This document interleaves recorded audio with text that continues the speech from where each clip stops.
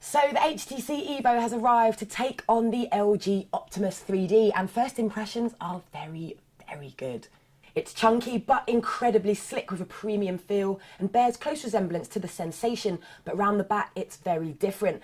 First, there's its dual 5-megapixel cameras with the gold trim, then its rugged looking rubbery ridged pattern to ensure a sturdy grip when shooting those 3D masterpieces. Now specs wise, it's basically the HTC Sensation just with 3D superpowers.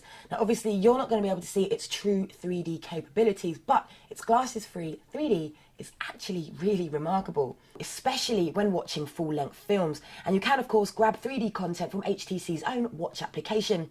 Now it's got great viewing angles on its 4.3-inch screen, and the depth is awesome. Even if you deviate from that central field of view or tilt the screen, the 3D still manages to show impressive depth.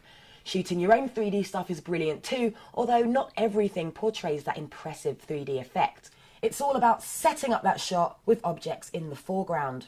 Now it's taken its design cue from a compact camera. It sports a chunky shutter button as well as a slider switch to flip between 2D and 3D shooting modes for video or taking snaps, which is incredibly handy.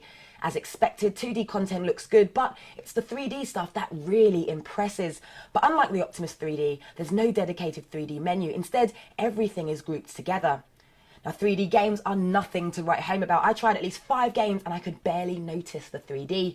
YouTube also takes you directly to 2D content and there's no direct portal, but everything runs smoothly over both Wi-Fi and 3G with the occasional stutter. Okay, so on to its other features. It boots up incredibly quickly thanks to its dual-core 1.2 GHz CPU.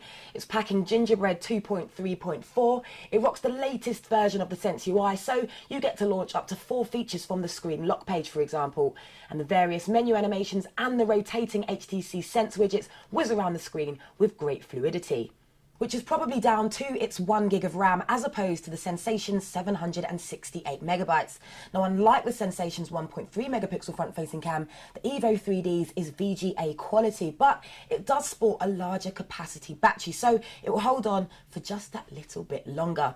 So whether you care about 3D or not, the EVO 3D is a fantastic smartphone with 3D capabilities, and with the army of Android phones growing in numbers by the week, a phone with a unique feature is certainly very appealing.